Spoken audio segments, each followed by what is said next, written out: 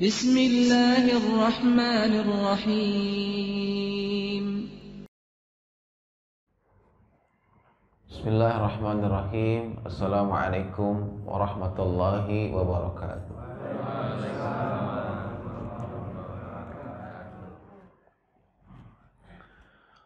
Alhamdulillah alladzi hadana li hadza wa ma kunna linahtadiya laula an hadanallah.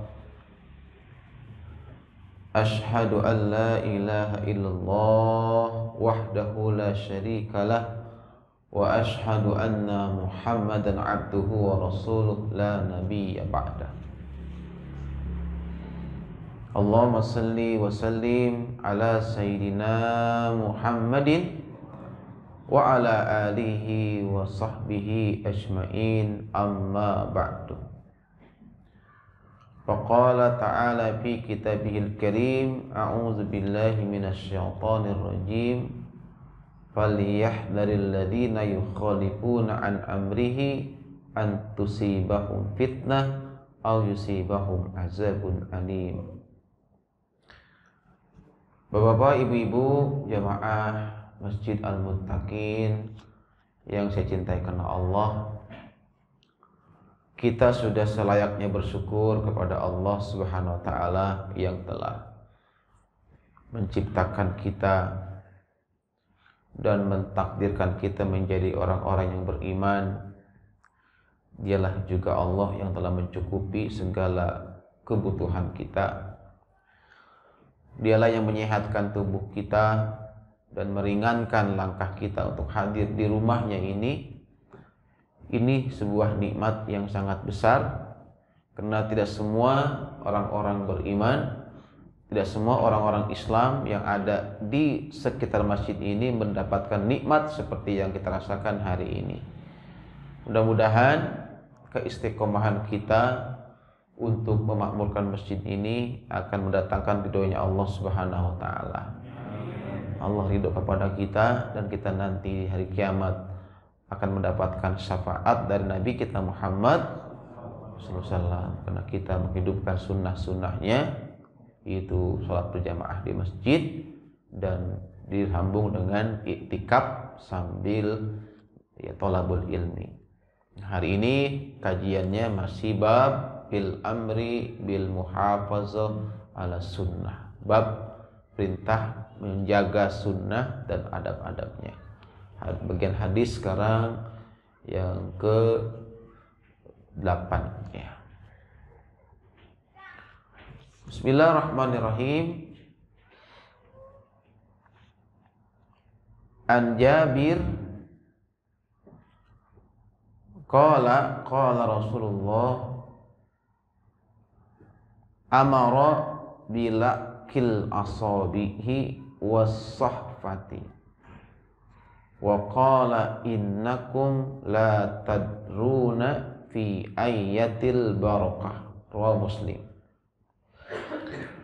Dari sahabat Jabir bahwa Rasulullah SAW memerintahkan kepada kita umatnya bilakil asabi. Lakil asabi itu artinya kita punya jari itu ya. Pas lagi makan tuh ada makanan yang nempel di jari. Lakil asab artinya menjilat jari itu. Di sunnah kalau kita makan itu, selesai makan ada makanan tersisa di jari, itu sunnahnya dijilat, bukan dilap ya. Ibu kan dilap ya. Ya Bu, dilap pakai apa tuh? Tisu ya. Itu enggak sunnah. Sunnahnya diapain? Dijilat. Kata orang jorok, sunnah. Kata orang jorok banget, makan dijilatin. Kata orang gitu. Tapi kata Nabi itu sunnah.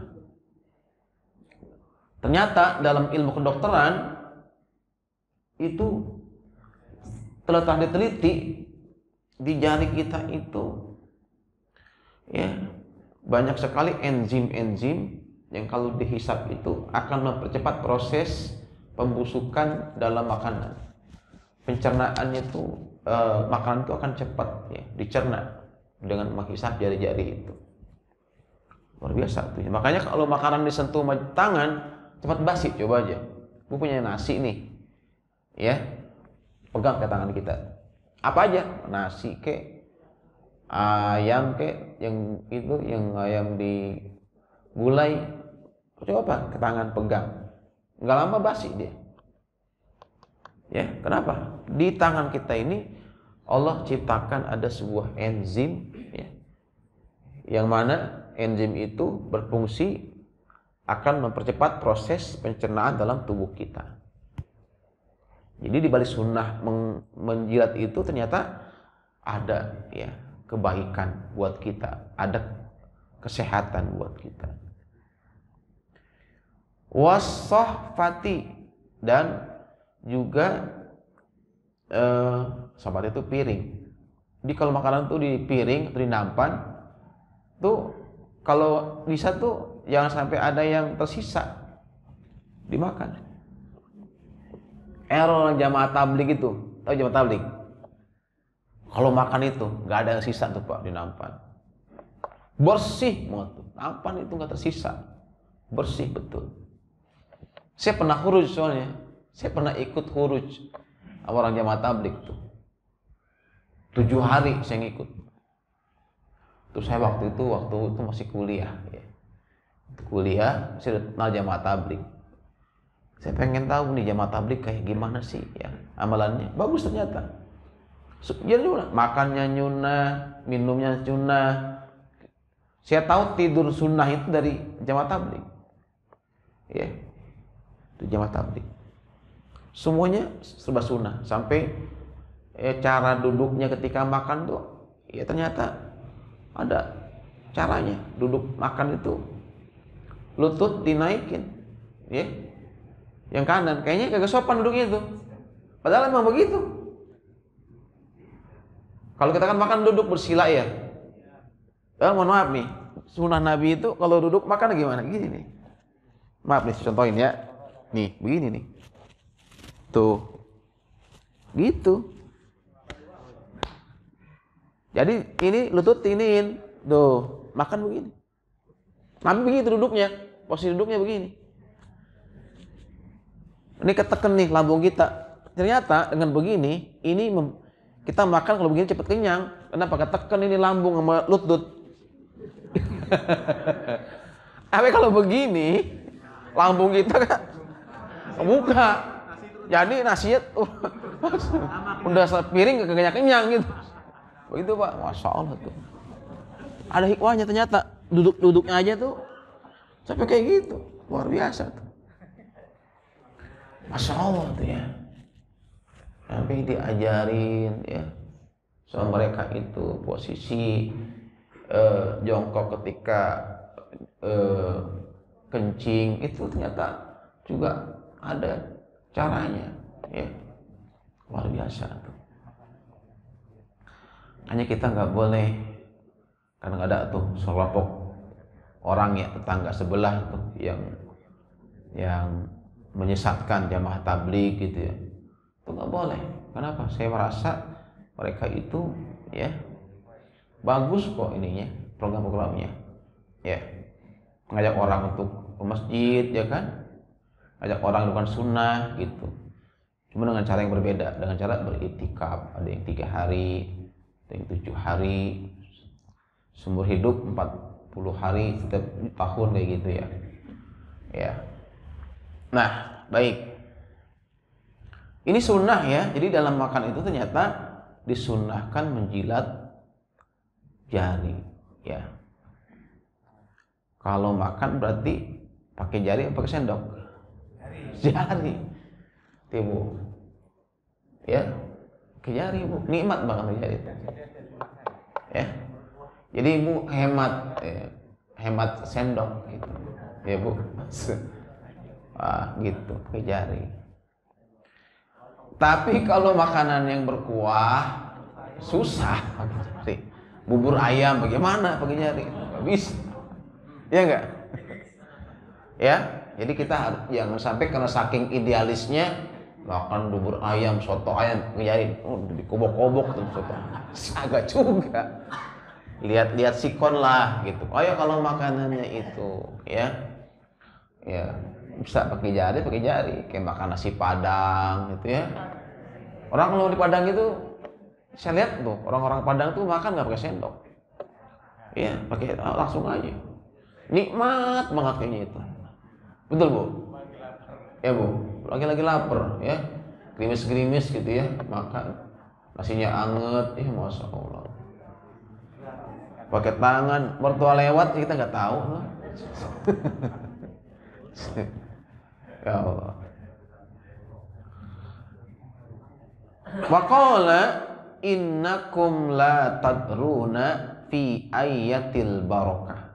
Sungguhnya kata Nabi, kamu nggak tahu di mana itu letak berkahnya tuh makanan. Sejadi itu yang masih di jari kita berkahnya kita nggak tahu. Sejadi itu yang masih nempel di piring, gitu. Kenapa disuruh habiskan yang di piring sampai habis, yang di tangan dijilatin? Karena kita nggak tahu di mana tuh berkahnya tuh makanan. Apa di suapan terakhir, apa yang pertama, apa yang tengah-tengah kita nggak tahu. Karena kan kita makan cari berkahnya. Karena kalau kita makan tuh berkah, yang kita makan berkah, kita minum berkah, itu akan menjadi energi, dan energi itu akan membuat kita ringan untuk ibadah. Diciri bahwa yang kita makan itu berkah, yang kita minum itu berkah, bila mana kita makan itu jadi sehat, dan saat itu kita jadi enteng sama ibadah, enteng ke masjid, enteng baca Quran, ya ringan bangun malam gitu. Kenapa? Yang kita makan itu berkah. Tapi sesuap aja yang kita makan itu, ya nggak berkah, apalagi haram, ya.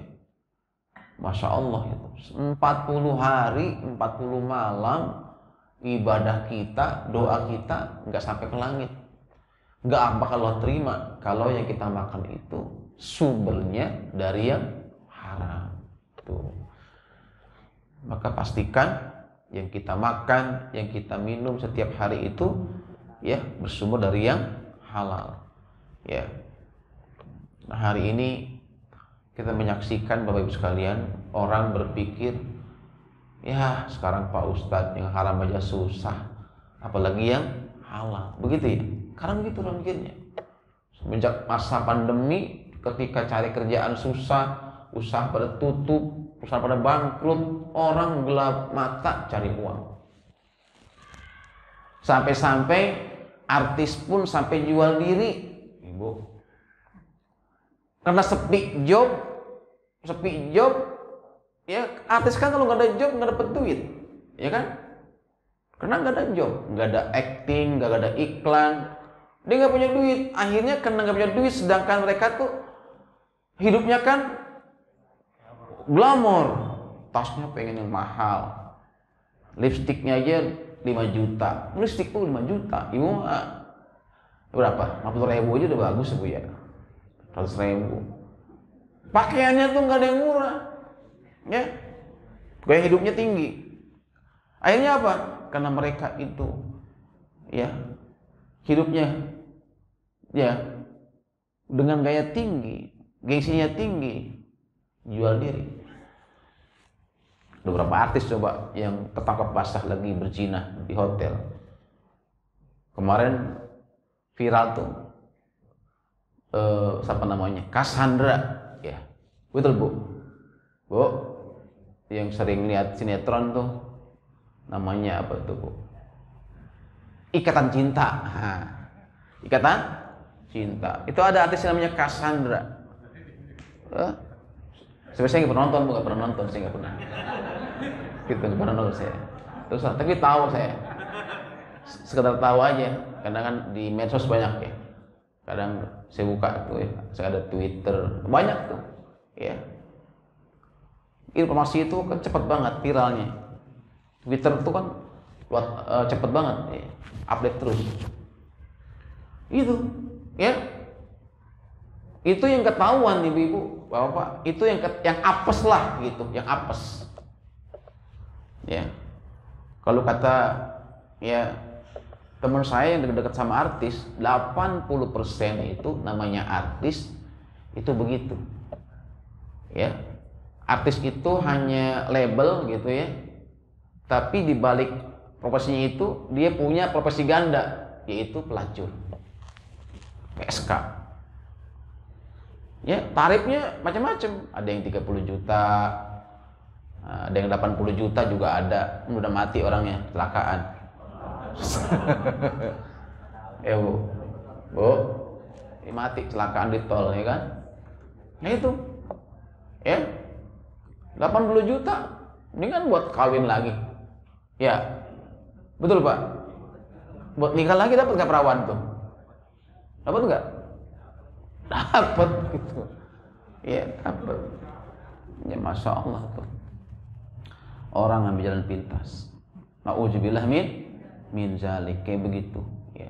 Jadi orang saat ini gelap mata, ya, kena susah cari nafkah, karena alasan ekonomi, ya, sampai menjual diri. Ya. Tapi pelacur yang paling sadis adalah pelacur dalam masalah agama. Ya. Itu pelacur yang paling sadis. Dengan menjual agama, menjual ayat Allah demi mendapatkan uang. Itu pelacur yang paling sadis. Dan saat ini udah banyak pelacur yang seperti itu.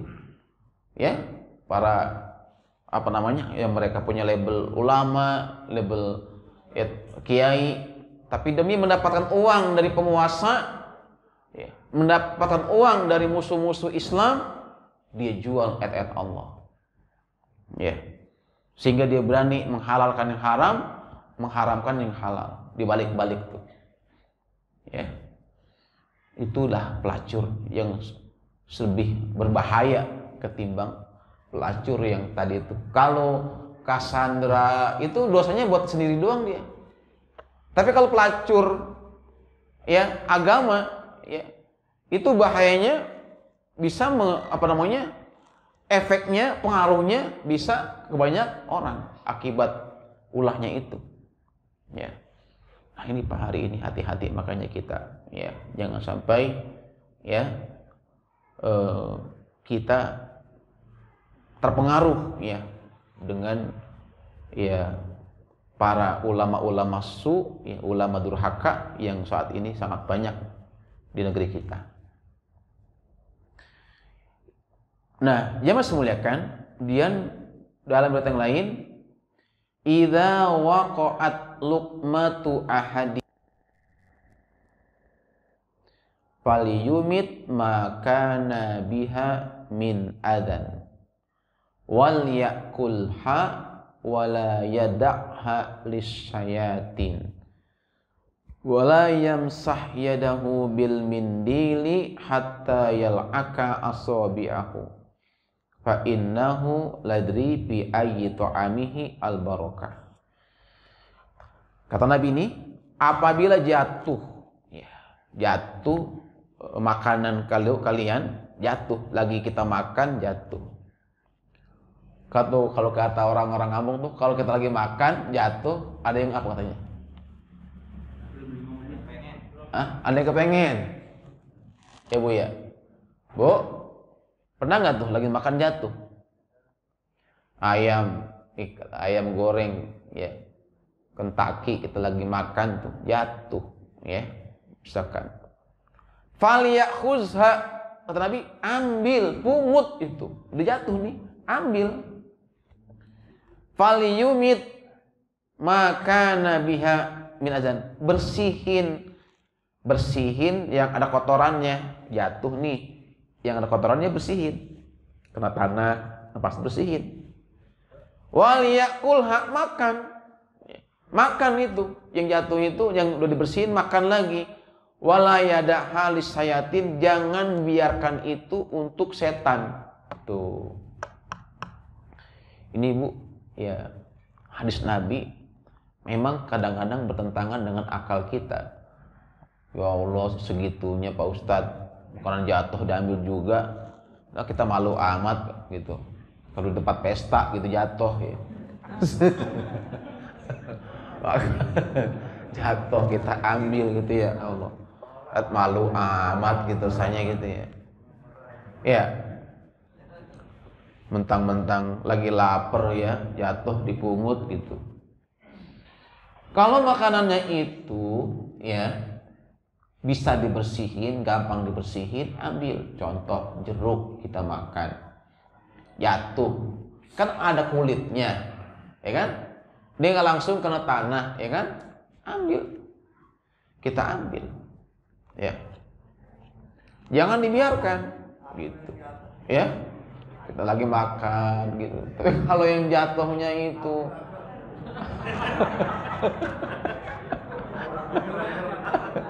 es krim jatuh itu, ya jangan diambil.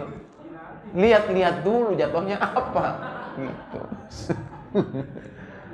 Ya Bu, jangan mentang-mentang habis ngaji mas saya hadis ini dipraktekin, es krim jatuh dipungutin, ya Allah. Enggak segitunya juga, gitu ya. Kalau selama itu bisa diselamatkan, ya, masih bisa dibersihkan, ambil. Kenapa? Karena kalau kita biarkan itu jadi jatah setan, ya. Kan setan tuh nggak boleh sampai dikasih jatah sama kita. Wala yamsah yadahu bil mindil. Jangan kamu langsung membersihkan tanganmu dengan sapu tangan. Hatal aqqa asbahu, sehingga kamu menghisap, membersihkan jari-jarimu. Fa innahu ladri fi ayyi ta'amihi al barakah, karena kamu nggak tahu di mana letak barakah itu makanan. Inna syaitana yahduru ahadakum inda kulli syai'in min sya'nihi hatta yahdurahu inda ta'amihi. Sungguhnya setan itu dia hadir, dia ada, dia datang kepada kalian dalam setiap keadaan. Di setan itu, kata Nabi, dia akan datang, dia akan hadir kepada kita inda kulli syai'in min sani, dalam setiap keadaan. Mau kita lagi makan, mau lagi minum, mau lagi berdiri, mau lagi duduk, mau di mobil, mau di rumah, mau di jalan, sampai kita di masjid pun yang namanya setan itu akan hadir. Ya, karena mereka itu 24 jam menggoda manusia. Tiap hari 24 jam menggoda manusia. Ya. Bahkan dalam kitab Ihya Ulumuddin, ya, disebutkan oleh Imam Ghazali, setan itu ya masuk ke kita, pintunya banyak. Ya, ini saya tahu nih, pintu-pintu masuk setan kepada diri kita, ke dalam jiwa kita, ke dalam pikiran kita, dalam hati kita. Dia masuk tuh ke pikiran, ke hati, ke jiwa, bahkan dia masuk, kata Nabi, mengikuti darah kita. Masya Allah. Ngeri nggak Bu? Pak? Ngeri nggak? Wah, ngeri banget kalau kita itu nggak hati-hati. Ya, kita nih masuk rumah aja, masuk rumah. Kalau kita lupa, ketika kita pegang pintu, lupa Bismillah, itu setan masuk. Tapi begitu kita masuk pintu nih, kita pegang itu handle pintu, Bismillahirrahmanirrahim. Setan ngomong sama temennya di belakang, nggak ada jatah kita untuk nginep di rumah ini, ayo pergi, gitu. Nggak ada jatah makan malam, nggak ada jatah makan, nggak ada jatah tidur di sini, balik. Tapi begitu kita masuk rumah, kagak assalamualaikum, kagak bismillahirrahmanirrahim, setan bilang, ada jatah makan malam di rumah ini, ada jatah kita tidur di rumah ini, masuk. Jadi kalau kita nih pulang dari masjid, pulang dari pasar, dari mana-mana, setan itu kan ikutin kita, dan nggak sendiri, dibawa teman-temannya. Cuma kita nggak lihat doang, ibu-ibu. Kalau kita ngelihat, waduh. Kalau kita ngelihat setan ikutin kita nggak bisa tidur. Serius. Dan ini diantara nikmat Allah. Ketika Allah tutup tabir, Allah tutup hijab dalam diri kita, mata kita, Nah, kita nggak bisa ngelihat makhluk halus, nggak bisa ngelihat jin, nggak bisa ngelihat setan, pergi malaikat. Itu nikmat Allah. Kalau kita ini sampai dibuka hijab kita, ya Allah, kita bisa tidur, ibu. Nggak enak makan, yakin coba. Ya, nanti ada saatnya. Ada saatnya nanti hijab itu dibuka sama Allah. Ada waktunya. Kapan? Saat kita sakaratul maut. Saat najah. Detik-detik menjelang ajal, disitulah akan dibuka hijab kita. Kita akan bisa ngelihat di situ malaikat yang datang menghampiri kita. Kita akan ngelihat di situ buku amal kita akan dibuka. Ya. Dibuka tuh buku amal kita. Bahkan kita akan diperlihatkan tempat kita di sorga apa di neraka. Itu udah dibuka hijabnya saat kita sedang mengalami detik-detik satu maut. Ya, kapan lagi? Nanti saat masuk kubur itu buka hijabnya tuh. Sehingga telinga kita tuh lebih tajam, lebih sensitif ketimbang saat ini. Mampu mendengar suara sendal orang yang jalan di atas kepala kita, di atas tanah, kita di bawah nih, di kuburan tuh, di yang lahat. Tapi kita bisa ngelihat siapa yang datang, yang ziarah. Anak kita yang datang ziarah, kita ngelihat. Ya, dia mengucapkan assalamualaikum, kita dengar, kita jawab waalaikumsalam. Tapi yang di atas dia nggak dengar. Kenapa? Ada hijabnya. Begitu.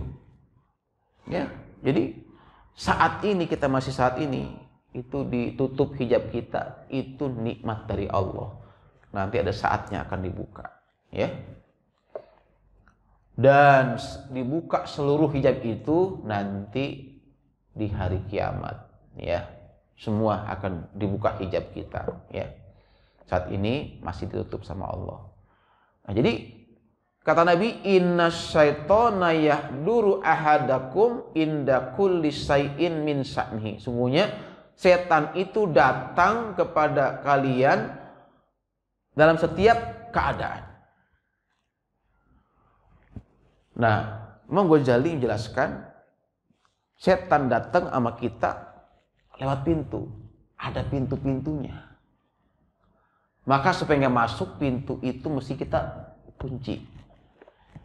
Ya, ditutup celah-celah pintu-pintu yang akan masuk setan ke dalam jiwa kita, hati kita, pikiran kita. Nah, pintu pertama adalah al-ghadab. Apa? Al-ghadab, apa itu? Marah.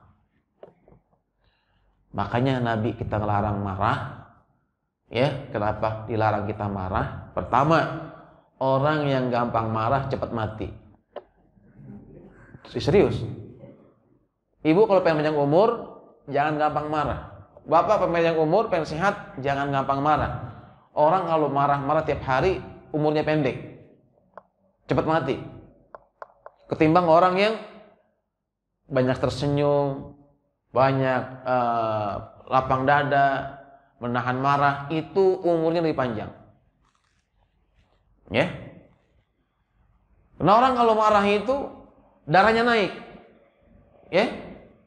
Darah naik, darah tinggi. Darah tinggi, jantungan mati mendadak. Iya enggak? Nyambung enggak? Iya enggak? Lah iya. Banyak enggak orang mati mendadak? Banyak enggak? Banyak. Tuh, ya. La tagdob, kata Nabi. Walakal jannah. Jangan marah, bagimu surga. Tuh. Sifat orang takwa itu, ya, yang disebutkan Allah di Quran, ya, wal kaziminal ghaiz, yaitu orang yang pandai menahan marahnya. Ya, walaupun pengen marah banget tuh, ditahan untuk nggak marah. Ya, bapak nih udah pengen banget marahin istrinya, ya, tapi nggak jadi dimarahin. Kenapa? Takut setan masuk. Ibu juga pengen banget marah sama suaminya, ditahan, ya, takut setan masuk. Kenapa? Ketika kita marah dan marahnya itu nggak terkendali, setan itu akan permainan kita seperti anak kecil memainkan boneka. Tuh boneka atau anak kecil itu dibanting-banting, ditusuk-tusuk, ya, direndam di air. Sama lah, orang kalau lagi marah itu setan sangat mudah mengendalikan kita. Makanya lihat orang kalau lagi marah, marahnya itu nggak terkendali. Wih, ngeri. Ya, piring nggak salah apa-apa dibanting. TV kena kalah. Bayangin coba, marah, kena kalah Indonesia lawan Thailand, TV dibanting. Pak Haji lagi tuh, Pak Haji, lagi main, wah seru gitu ya. Kalah, TV-nya dibawa keluar, dibanting depan rumah. Pak Haji kenapa? Sebel katanya Indonesia main parah gitu. Pakai sarung, pakai koko, pakai peci haji, TV dibanting. Tuh ya, orang kalau marah begitu, ya, orang marah kayak gitu, makanya jangan marah. Tapi, nah kebalikannya nih, kita harus marah. Marah itu ada yang nggak boleh, ada yang harus gitu loh, ya. Bahkan marah ini menjadi wajib marah gitu. Kalau nggak marah kita malah berdosa. Tuh, ya. Jadi marah itu ada yang dilarang, ada yang malah disuruh marah. Kalau kita nggak marah, kita malah berdosa. Dan marah seperti ini, ya, kalau kita lakukan karena Allah, dapat pahala marahnya. Tuh. Jadi marah dapat pahala, ibu-ibu. Kalau marahnya karena Allah. Kapan kita harus marah? Di saat kita melihat kemungkaran, kemaksiatan terjadi di keluarga kita. Wajib marah. Misalnya anak kita, ya, nggak mau sholat, ya, kita jangan biarin aja, kita marahin, kita nasihatin. Subuh-subuh, ya, udah waktunya sholat, ya, masih tidur, kita harus bangunin.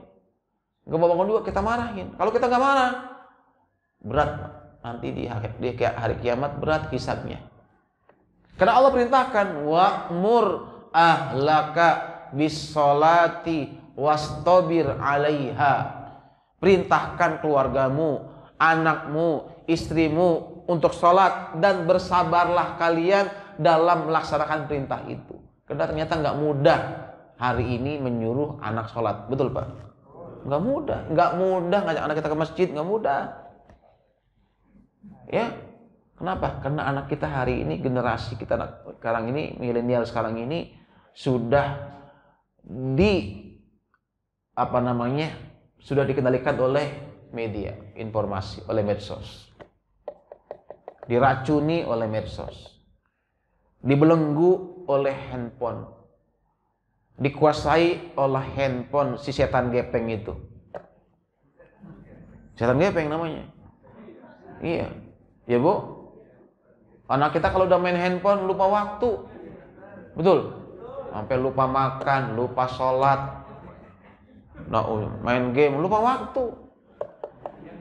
Serius. Yang repot bapaknya juga sama begitu, main game juga. Udah anaknya main game, bareng-bareng mabar, main bareng sama bapak sama anak, samanya. Tapi nggak sini, nggak ada, jamaah sini nggak ada. Ini jamaah luar sono. Hati-hati Pak.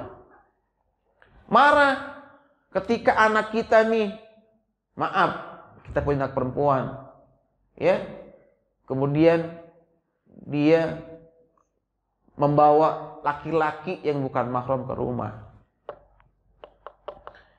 Ya, ngobrol sampai bermalam-malam, atau ketawa, cekiki ketawa di ruang tamu, ngobrol sampai deket-deketan, pegang-pegangan tangan, ya. Udah tengah malam kita mau tidur, dia masih aja ngobrol, bercanda, ya, rangkul-rangkulan di situ. Kita nggak marah, dayus itu Pak, dayus kita jadinya. Jadi seorang ayah, seorang ibu, yang anaknya bermesraan, padahal dia bukan suami istri, ya, di rumah gitu, dia nggak marah. maka kata Nabi dia adalah dayus dan dia diharamkan masuk surga. Meskipun dia rajin ke masjid, rajin puasa, kalau melihat anaknya maksiat di rumahnya dia nggak marah, jangankan surga, bau surga dia nggak akan dapatkan. Tuh gitu Bu, Bapak. Jangan kita lihat anak pacaran kita marah. Toleransi, ingat masa muda, gue juga dulu masa muda begitu. Biarlah, yang penting jangan sampai bablasan. Hati-hati, orang berzina itu awalnya dari mana dulu? Kecil-kecil dulu Pak, yang kecil-kecil dulu, ya makan bareng, ya kan? Kemudian jalan bareng, awalnya gitu. Lama-lama tidur bareng, serius Pak, tidur bareng. Ngeri Pak zaman sekarang itu, ya. Jangan sampai ada laki-laki masuk ke rumah kita yang bukan mahram, apalagi sampai dia masuk kamar anak kita. Kalau dia udah berani masuk kamar anak kita, itu hati-hati. Orang tua sering kadang kecolongan, karena kan kita nggak 24 jam ngawasin, ya Kak, betul. Dia nyari di mana kita itu lengahnya, dicari saat kita nggak ada, dicari saat kita udah tidur. Karena perzinahan terjadi antara anak yang pacaran itu kadang di rumah orang tuanya, bukan di mana-mana. Kalau di hotel dia nggak punya uang sewa hotel, di rumah. Ya, bagi anak kita perempuan yang kerjanya jauh, dia ngekos, ya, kadang di kosan terjadi seperti itu. Nauzubillah min zalik. Itu ya, jadi marah itu adalah pintu masuknya setan. Maka kalau kita lagi marah, ya, Nabi suruh kita berwudu. Kenapa? Marah itu dari setan. Setan dari api. Api padamnya dengan air. Makanya kalau lagi marah, ibu-ibu segera berwudu. Udah wudu Pak Ustaz, bisa marah juga, mandi, ibu. Mandi. Bahkan kata Nabi, kalau kalian marah lagi berdiri, Nabi suruh posisinya dirubah, duduk. Ibu lagi marah nih, lagi marah di rumah, lagi marah. Suaminya diri, istrinya diri. Supaya marahnya turun, rendah, duduk. Ya, salah satunya duduk apa? Istrinya apa? Suaminya duduk. Kalau udah duduk nih, istri masih ceramah aja tuh istri. Masih aja, tartor. Bapak diam aja. Bapak diam aja ceramahin ya. Dengerin, jangan jauh. Biasa, begitu, ya. Ya Bu, ibu juga begitu. Kalau laki lagi marah, lagi berdiri, ibu duduk aja. Masih marah itu suami, ibu tiduran. Kalau perlu tanpa busana tidurnya, hilang marahnya ibu. Ibu nitip bagaimana supaya kemarahan itu bisa dikendalikan, ya, di rumah tangga. Karena biasalah Bu, saat ini kan memang situasinya tuh banyak sekali ya cobaan, godaan. Ada yang kehilangan pekerjaan, ada yang tergoda oleh wanita lain, segala macam. Ini penting kita untuk kelola, jangan sampai kemarahan itu sampai ya berakibat lebih jauh. Ya, banyak orang ibu-ibu kalau udah marah itu sadis loh. Ada laki-laki itu kena gitu, ibu-ibu kena marah sama suaminya, dipotong itu perangkat lunaknya. Dipotong Pak. Bayangin coba, dipotong itu. Bayangin coba. Ibu-ibu kalau marah tuh sadis banget ya, bayangin tuh. Kalau marah tuh sadis. Apa dipotong lagi tidur suaminya. Padahal dia habis hubungan suami istri.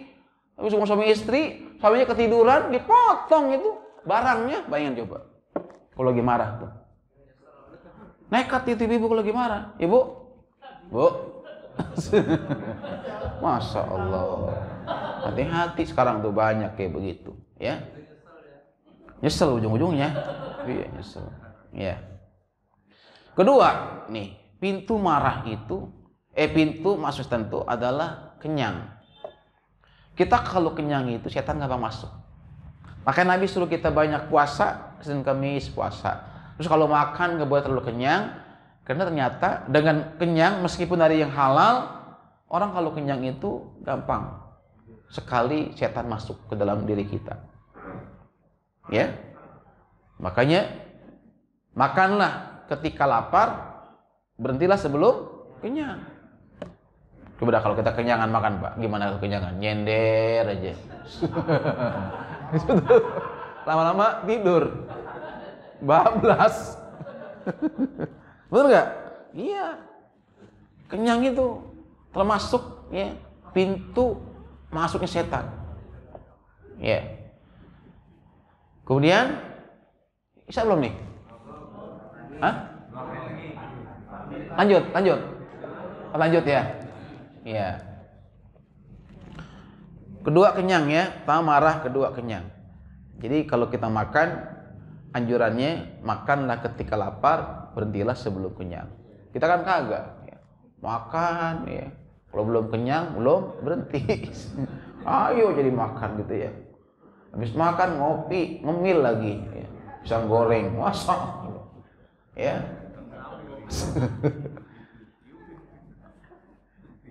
Kemudian ketiga, istijal. Apa istijal itu? Suka terburu-buru, tergesa-gesa. Itu pintu masuknya setan. Gak boleh keburu-buru. Sholat jangan terburu-buru, ya. Kalau terburu-buru pasti gak khusyuk, ya. Naik mobil naik motor terburu-buru aja, ada kecelakaan, nabrak. Coba aja, ibu masak ambil marah-marah terburu-buru, akhirnya apa? Tumpah. Ya Bu, ambil masak, ambil marah-marah, ngomel-ngomel, akhirnya apa? Tumpah, gak mateng, ya.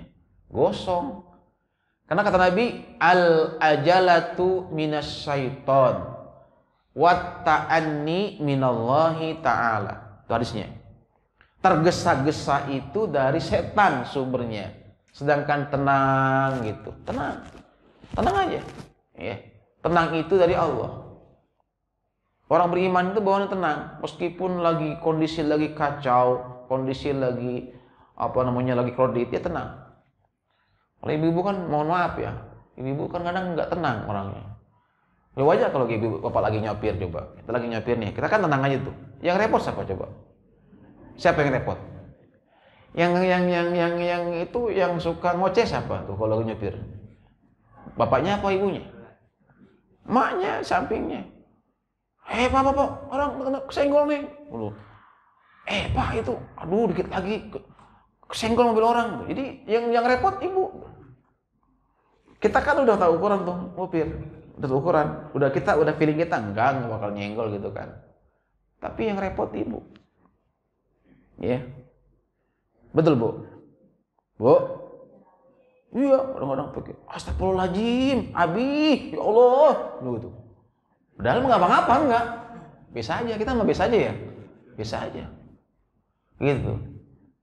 Jadi al-ajalatu minasyaiton. Tergesa-gesa itu dari setan. Ya, wa ta'anni minallah. Dan memang manusia itu, kata Allah di Quran di Al-Anbiya 37, khuliqal insan min ajal. Manusia itu diciptakan sifatnya suka tergesa-gesa, suka terburu-buru. Ya. Dan apapun yang sifatnya terburu-buru itu nggak baik, ya. Makan coba terburu-buru, keselak nggak? Keselak bisa. Betul. Minum terburu-buru bisa keselak. Ya. Tapi memang ada yang harus buru-buru. Jadi buru-buru ini ada yang dilarang, bahkan ada yang dianjurkan. Apa coba yang buru-buru? Segera diburu-buru. Bu, apa yang mesti diburu-buru? Gadis, kalau udah ada jodohnya, cepetan, buru-buru dinikahin. Ya, udah kenal nih, setahun, udah lengket, ya. Udah cocok, udah nikahin. Khawatir terjadi fitnah, takutnya nanti hamil sebelum nikah, segera nikahin. Ya Pak Ustadz belum kerja, nanti udah nikah, insya Allah dapat kerjaan, gitu. Kalau nunggu mapan dulu, nunggu apa namanya mandiri gitu ya, punya rumah sendiri, mobil sendiri, ya Allah, sampai kapan gitu kan? Udah begitu nikah, nanti Allah kasih pintu-pintu rezeki. Ya Bu, ya Pak, gitu. Udah aja nih ya? Sudah. Baik, sampai sini ya. Mudah-mudahan Allah Subhanahu wa taala jauhkan kita dari godaan setan. Allah tutup pintu-pintu setan yang akan masuk ke diri kita. Amin ya rabbal. Makanya di antara cara supaya setan gak masuk itu banyaklah berzikir. Orang yang berzikir, orang yang banyak berzikir kepada Allah, setan itu ya gak sanggup untuk menembusnya, untuk masuk ke dalam dirinya. Ini rahasianya ya, kenapa Allah itu menyuruh kita banyak berzikir. Kenapa? Ternyata zikir itu benteng dari godaan setan. Pengen selamat dari setan dan godaan-godaannya, banyak-banyaklah berzikir kepada Allah Subhanahu wa taala. Dan di saat kita nggak berzikir, kita lengah, dia masuklah di situ. Namanya pintu goplah nanti. Goplah itu lalai. Ya, orang yang lalai akan mudah dimasukkan setan ke dalam dirinya. Sampai di sini, mudah-mudahan bermanfaat. Mohon maaf atas segala khilaf. Kita tutup dengan doa. Subhanaka Allahumma wa bihamdika asyhadu an la ilaha illa anta astaghfiruka wa atubu ilaik. Assalamualaikum warahmatullahi wabarakatuh.